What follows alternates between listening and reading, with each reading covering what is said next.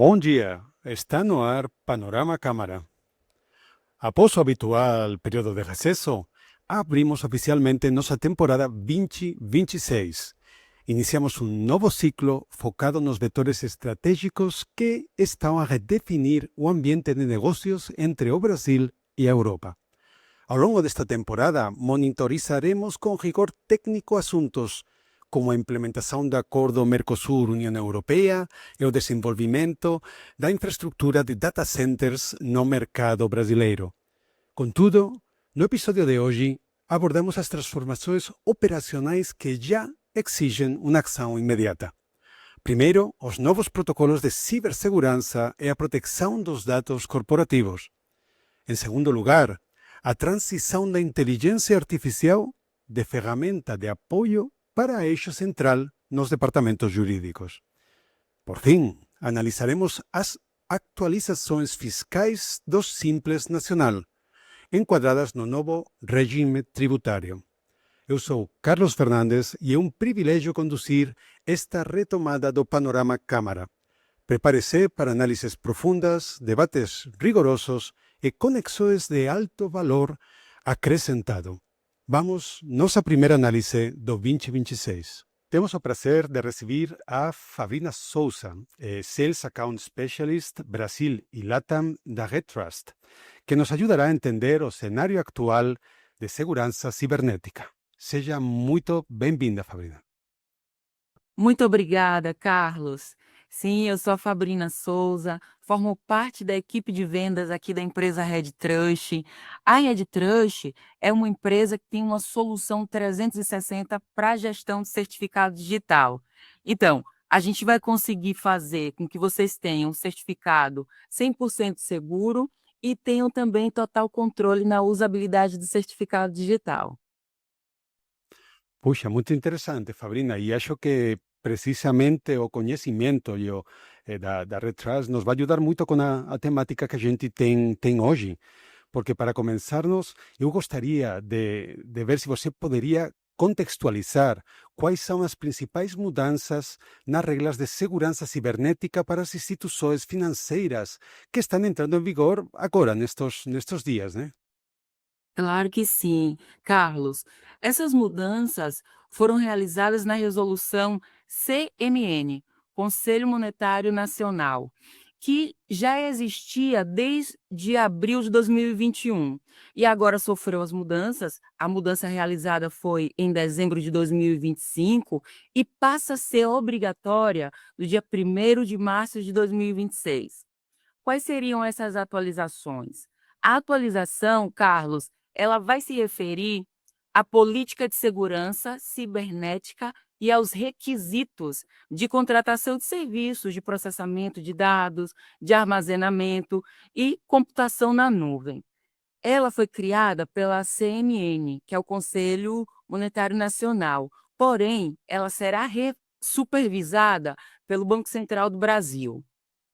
E essa resolução, essa mudança, ela vai direcionada para as instituições financeiras, e podem ser todas as instituições financeiras, inclusive aquelas instituições como de pagamentos, Aham. sociedades corretoras de títulos e valores imobiliários, sociedades distribuidoras de títulos e de valores mobiliários e sociedades corretoras de câmbios autorizadas pelo Banco do Brasil, pelo Banco Central do Brasil. O que é que engloba, Carlos?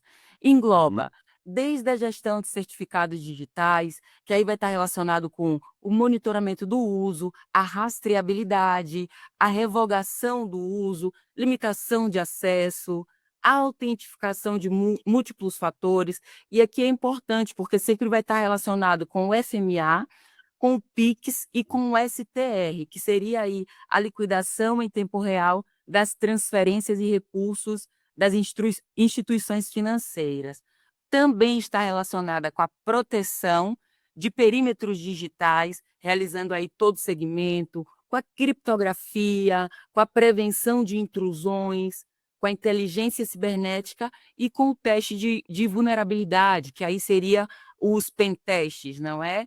Essa mudança, Carlos, o que é que ela vai fazer? ela vai elevar o nível de responsabilidade e rastreabilidade institucionais, tornando a gestão da identidade digital muito mais segura e muito mais rigorosa. É a isso que se refere essa normativa. Puxa, interesantísimo. Y ahora, claro, llega un momento para esas empresas de hacer esa implementación, ¿eh? Y ahí a dúvida que surge para mí é quais seriam os maiores desafios que essas empresas vão enfrentar para se adequarem a essas normas, para conseguir garantir essa conformidade que você comentou? Carlos, existem muitos desafios para se adequar à resolução, não é? E os desafios são significativos. Eu posso citar alguns exemplos para você aqui, como a complexidade operacional, implementar os controles, que aí já são muito mais detalhados, seguranças da rede, certificados monitorados. Isso tudo existe. O apoio de TI, o apoio de segurança da informação, o apoio de compliance, a rastreabilidade e a auditoria. Então, isso vai exigir uma infraestrutura robusta, não é? E passos bem definidos, a gestão dos certificados. Muitas instituições ainda, Carlos, trabalham com esse processo de forma manual. Então, isso vai Hum. dificultar muito o controle, o monitoramento, a mitigação dos riscos. Outra coisa que é super importante, que às vezes as empresas deixam um pouco de lado, está relacionado com a capacitação da cultura interna.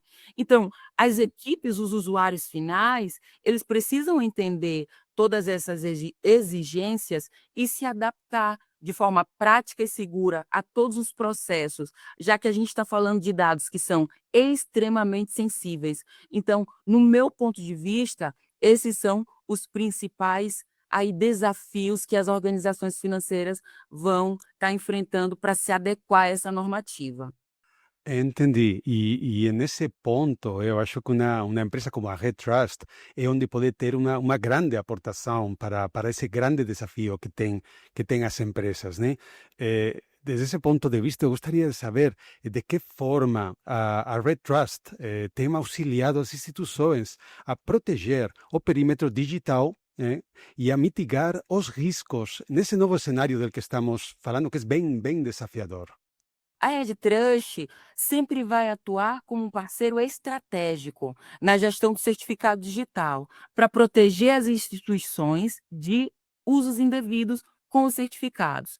Nós sabemos que o certificado digital, quer seja ele CPF, quer seja ele CNPJ, tem validade jurídica. Então, o usuário que tem acesso ao certificado, ao arquivo do certificado digital, ele tem a mesma autoridade e autonomia que teria o proprietário desse certificado. Então, para proteger o perímetro digital das instituições, a EdTrust sempre vai atuar com integridade, rastreabilidade, disponibilidade e segurança cibernética robusta, tanto a nível operacional, não é? A gente vai conseguir dar total controle na automação dos usos do certificado para a empresa. Então, quando uma empresa tem a Red Trust, ela passa a ter controle total da utilização do certificado digital. Com isso, a gente consegue reduzir custos operacionais, porque haverá menos incidências, menos tempo perdido com a gestão manual do certificado, com mau gerenciamento, a gestão centralizada. Na gestão centralizada, tanto dos certificados como das assinaturas digitais, Carlos, a gente vai garantir que o usuário só vai utilizar o certificado aonde a empresa determine. Então, uma vez que essa empresa tem a Red Trust, eles determinam quem fará uso do certificado, onde vai utilizar, quando utilizará o certificado, para quê?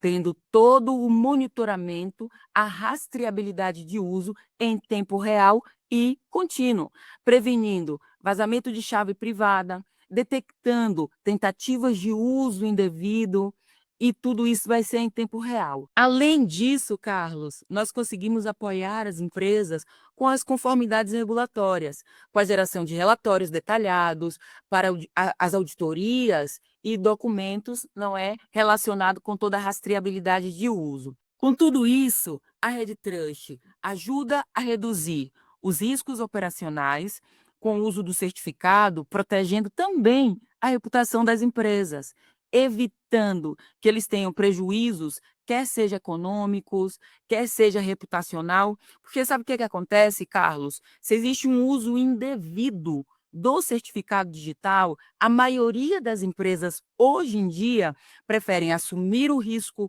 desse uso do que levar até as autoridades competentes. Porque se eles levam às autoridades competentes, provavelmente as entidades regulatórias, elas vão tomar conhecimento. E se elas têm conhecimento desse uso indevido, automaticamente eles vão penalizar a empresa. E a depender dessa gravidade do uso indevido, essas penalizações podem ser públicas. Então, a Rede Trust vai conseguir proteger as empresas, evitando aí usos indevidos, penalizações econômicas e protegendo a reputação da empresa também.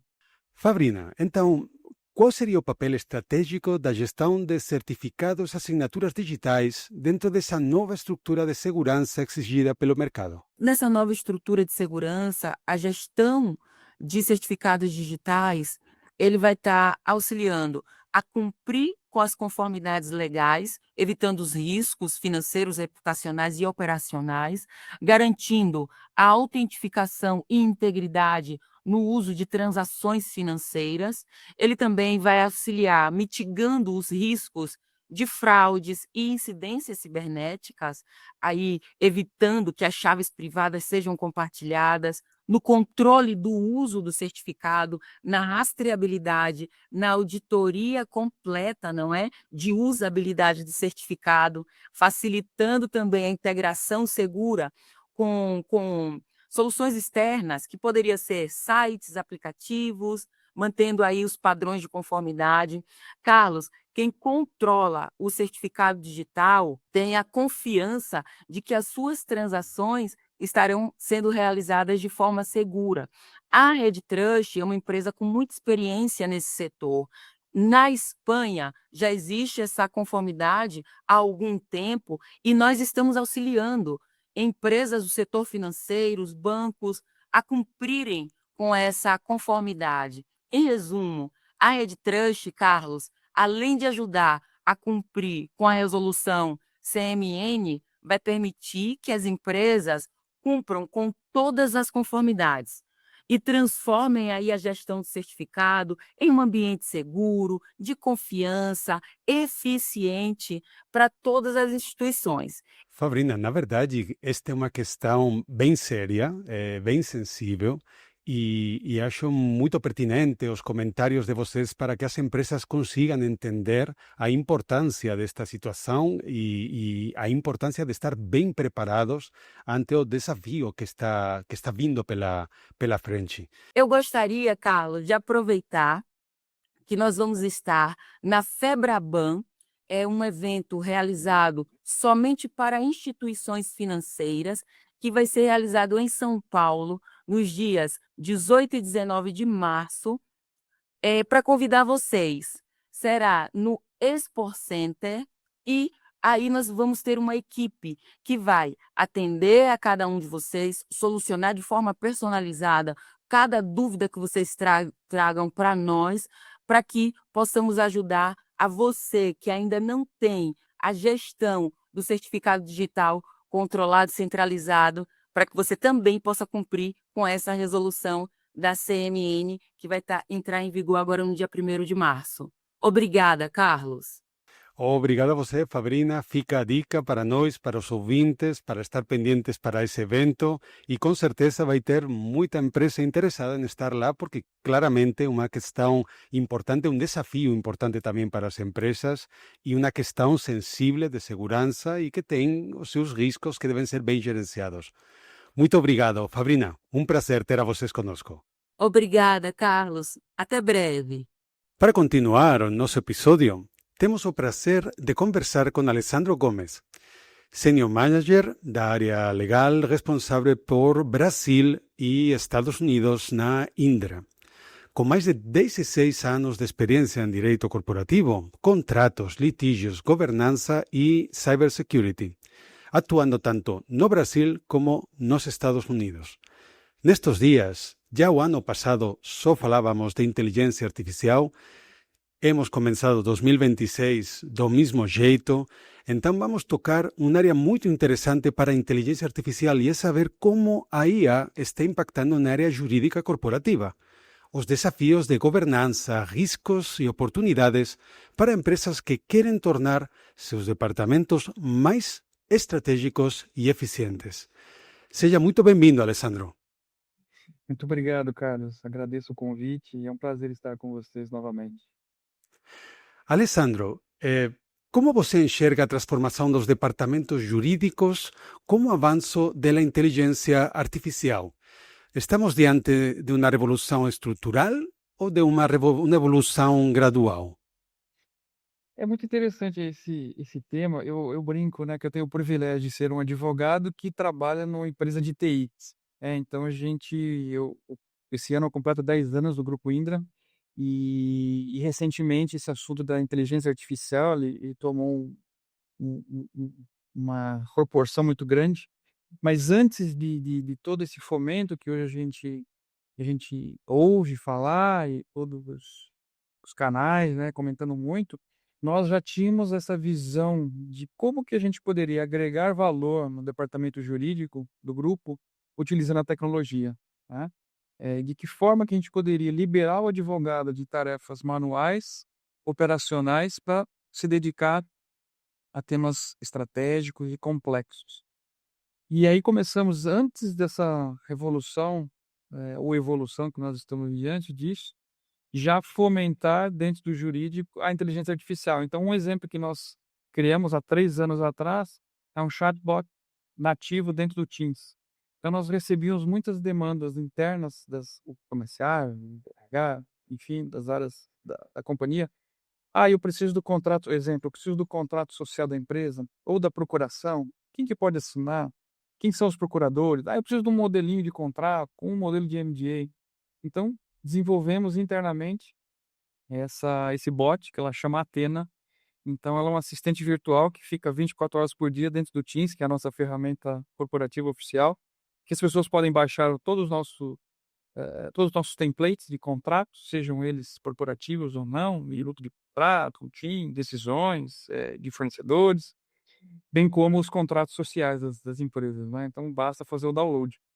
E a gente vem surfando, né, entre aspas, essa onda, aproveitando esse momento aqui dentro da companhia para absorver ao máximo a tecnologia. O que que eu acho? Eu acho que o ritmo é de uma evolução gradual, mas o destino eu acho que é a transformação estrutural, não tenha dúvida. Eu não acredito que a inteligência artificial vai eliminar o advogado corporativo, acho que muito pelo contrário.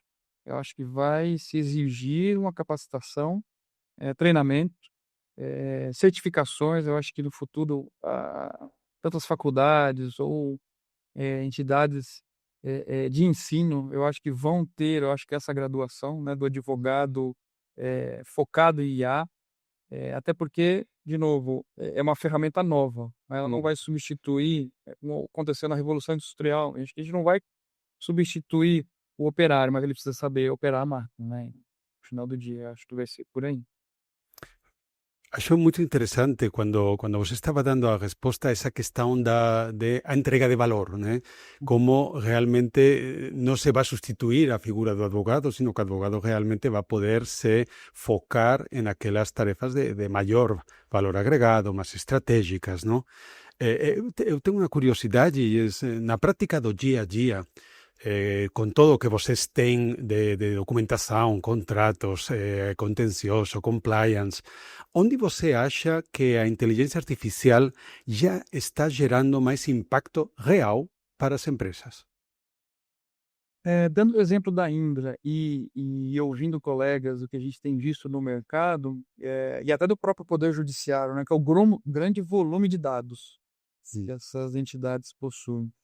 Então, quando você consegue plugar uma inteligência artificial que vai fazer uma varredura num documento ou em milhares de documentos e te dar as informações necessárias, eu acho que isso é fantástico, né? Porque antes você precisaria de uma pessoa dedicando horas e horas, ou até uma contratação específica, por exemplo, um BPO, né?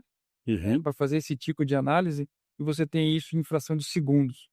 Então, o impacto e a qualidade da entrega é extraordinário.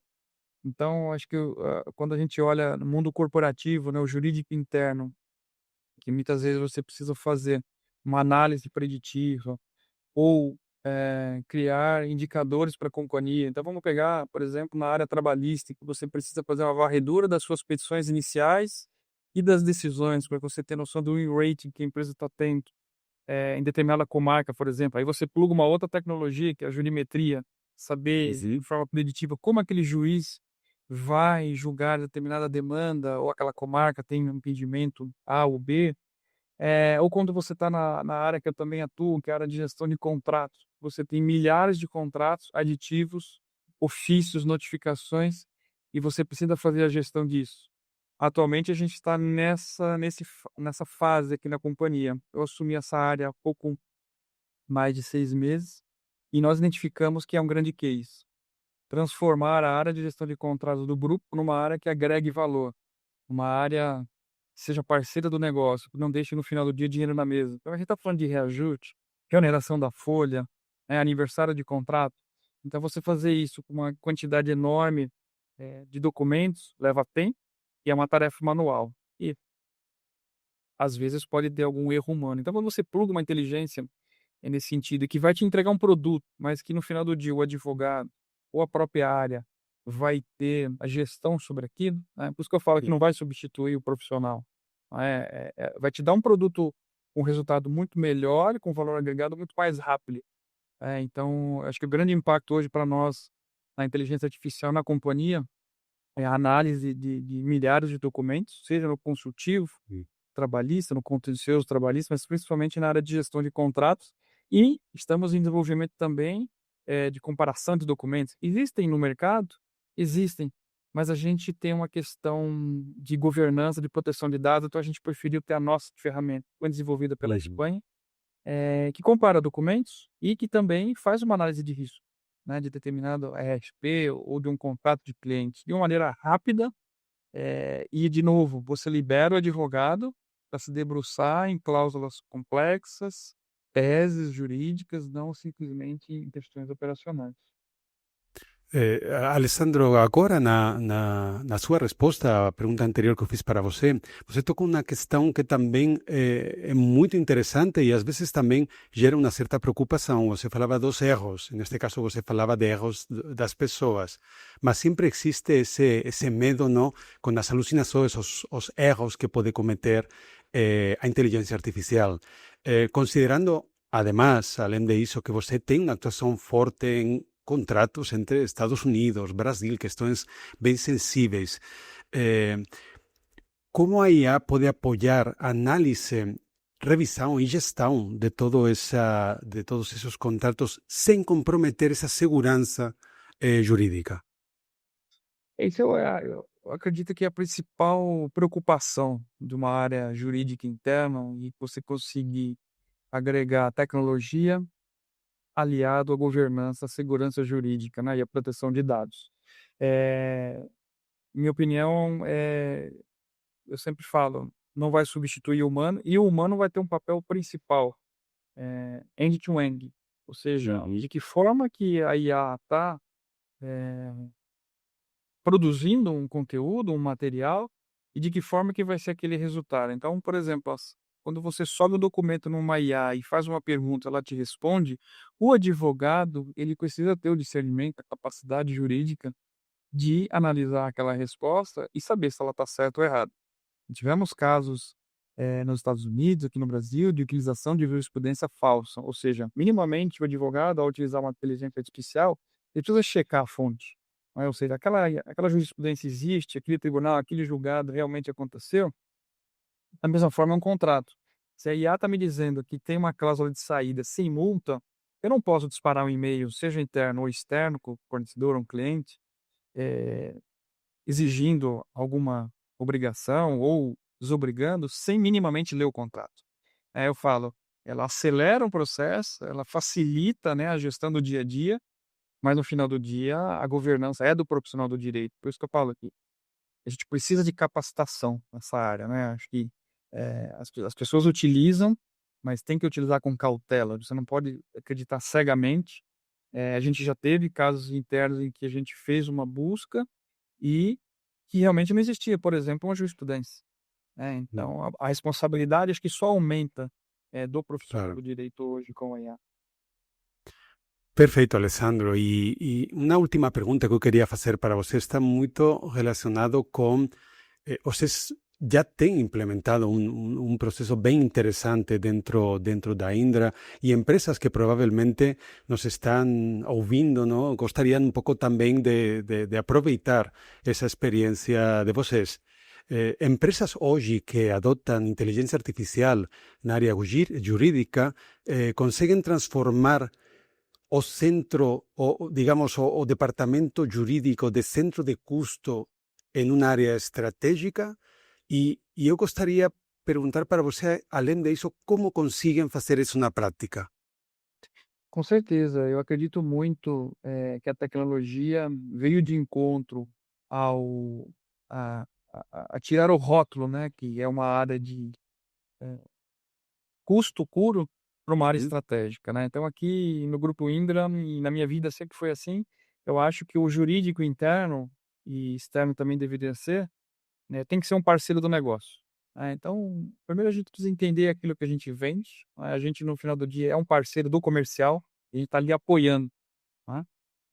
E aí quando você pluga uma inteligência artificial, então vamos por exemplo, na área trabalhista, em que uma empresa tem milhares de processos, a partir do momento que você tem uma jurimetria, uma inteligência artificial plugada à sua base de contratos, você consegue ter um extrato ali da sua massa de processos, em que você sabe quais processos você vai ganhar, quais processos você vai perder, quais processos você deveria fazer um acordo, por exemplo, por razões A, B, C e D. Ou seja, ou porque a tese não é boa, ou porque a comarca julga pró-reclamante ou pró-reclamada.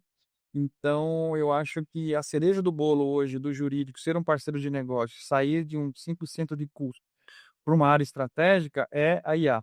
Com a IA, o céu é o limite, de novo, com responsabilidade, com governança, mas a tomada de decisão ela fica muito mais concreta, muito mais fundamentada e de fato, o jurídico ele consegue ter um papel muito protagonista e estratégico hoje nas companhias.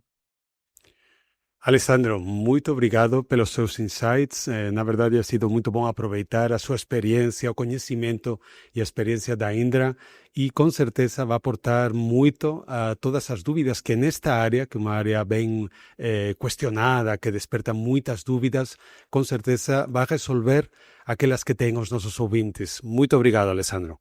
Eu que agradeço mais uma vez o convite da Câmara Espanhola, eu fico à disposição. Tchau, tchau. Tchau. Para encerrar nosso programa, vamos falar sobre um tema que tem gerado muitas dúvidas e debates no meio empresarial: o adicional de 10% sobre lucros e dividendos distribuídos por empresas optantes pelo Simples Nacional. Para nos ajudar a entender os impactos e as perspectivas, recebemos a Ricardo Hernández, advogado sênior da IETIM Brasil e coordenador das áreas tributárias e de licitações. Ricardo, seja muito bem-vindo. Carlos, imagina, o prazer é meu, é sempre um prazer estar com a Câmara e participar dos eventos da Câmara e discutir questões importantes aí atuais. É um prazer e um privilégio estar aqui com vocês. Eu que agradeço a participação, muito obrigado.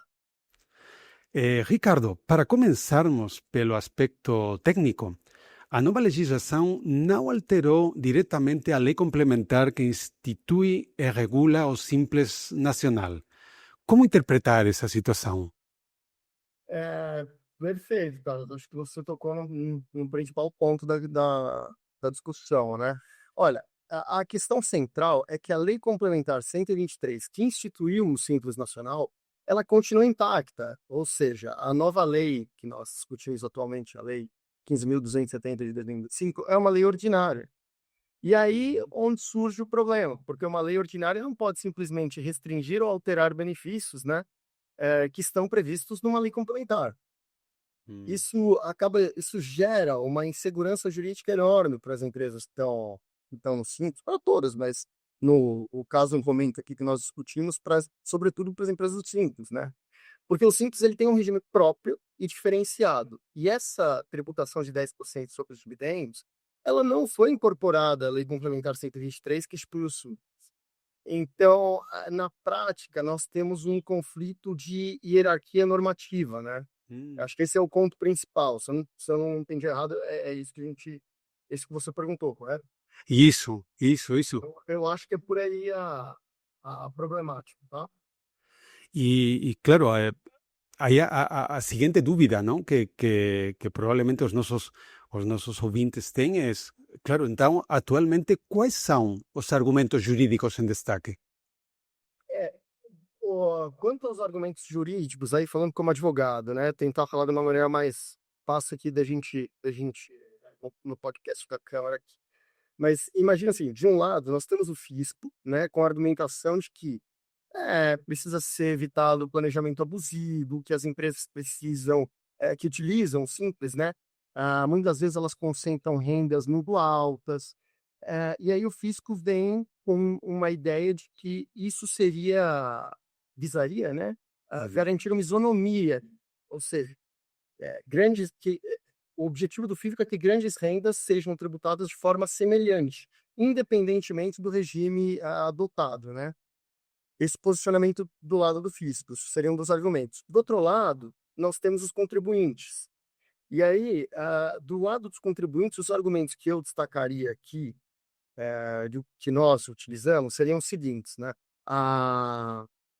Que a Constituição Federal ela garante um tratamento favorecido para empresas, microempresas, pequenas empresas.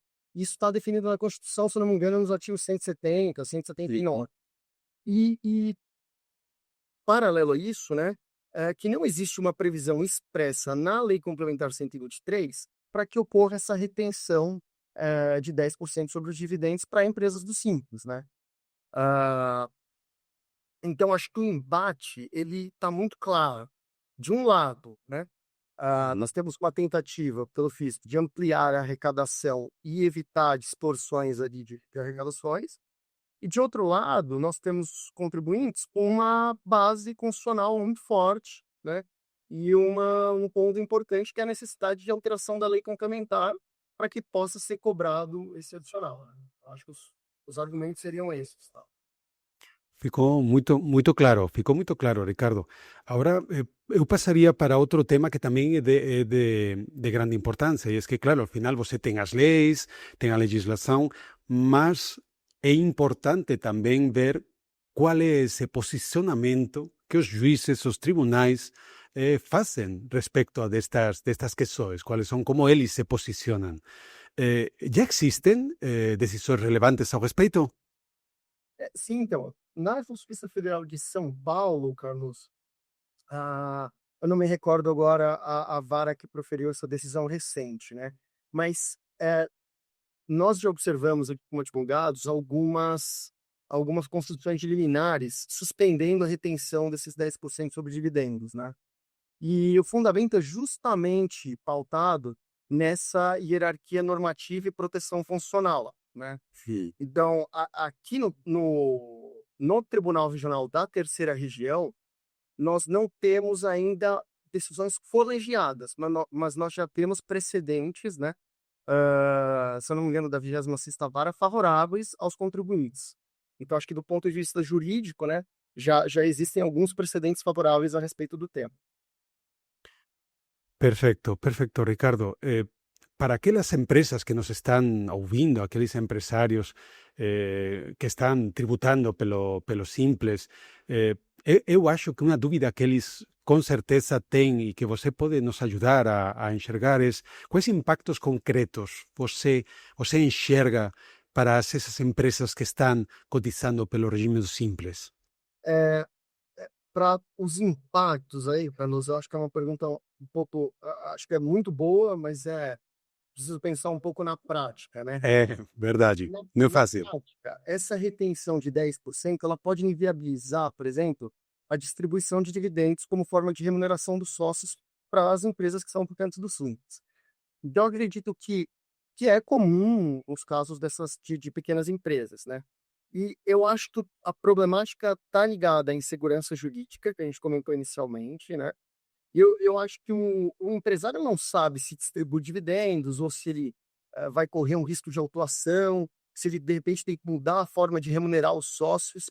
Então, na minha visão, os impactos práticos aí seriam eu acho que essa mudança normativa, ela vai acabar exigindo um planejamento tributário mais cauteloso, né, por parte das empresas tão simples, e, obviamente, aumenta o custo de conformidade para negócios que já operam com as margens apertadas, né?